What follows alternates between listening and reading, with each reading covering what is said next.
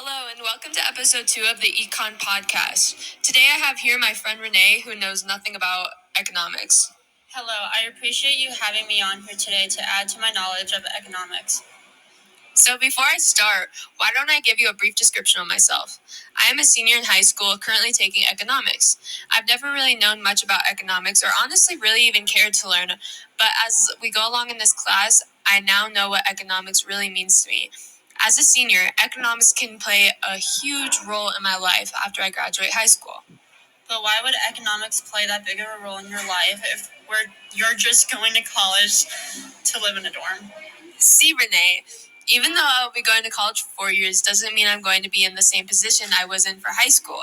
Look, college isn't a cheap place to go, so deciding whether you'd like to go to a 4-year college or right after high school work full-time, they both have an economic cost.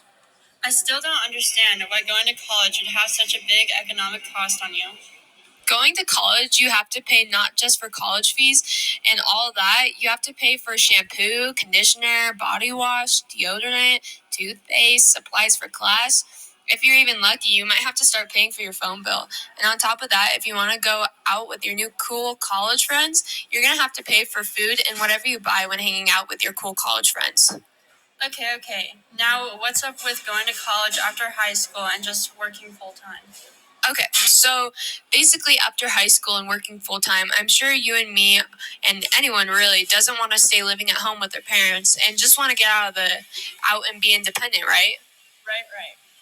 So living in Colorado isn't cheap, and I'm sure we all know that. So for me, if I do not end up going to college, I still want to stay in Colorado for, all the benefits. Yes, totally agree.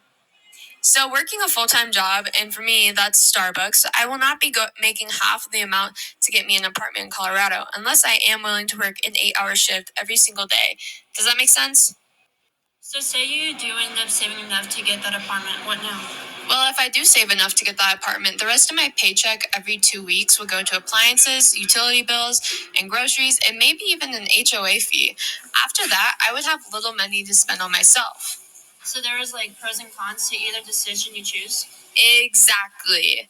So, Renee, let's get into a little economics and how many of these little things can affect us even in high school. In high school? That seems way too early for something serious to happen to us, right? Actually, that's false. Even in high school, stuff like scarcity, opportunity cost, incentives apply to us in high school right now. So how does this happen then? We're just high school students. Scarcity affects us in many ways, and probably the most important term in economics to us. The impact of scarcity on us could be the scarcity of resources, like coal, for example. Coal creates energy, but coal is a non-reusable resource. Another way scarcity impacts us is pollution all around where we live. That can lead to scarcity in clean air. Oh my gosh, that makes so much sense. So when problems occur when essential goods become scarce due to several factors, including the exploitation of natural resources or poor planning by government economics, right? Exactly. So you said something about opportunity costs affecting us as well. What does that mean? So opportunity cost affects us because it is very critical for basically your future and aspects of your life in general. It means having to choose one option over the other. It could be like money, time, or lifestyle choices, and living with the consequences, including money, career, home, and family, and other lifestyle elements. Seriously? That's insane. So we're making opportunity costs almost 100 times a day, maybe more? Exactly.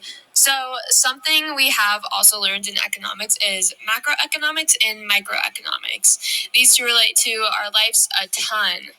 Okay, so microeconomics and macroeconomics, got it, noted. So, macroeconomics is going to affect stuff including money, career, home, and family, and other lifestyle elements.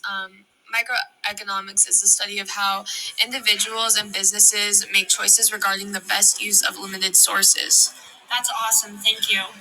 Okay, so moving on, let's get into personal finance. So, a part of personal finance investments, credit cards, jobs, budgeting, credit scores, banking loans, and the stock market.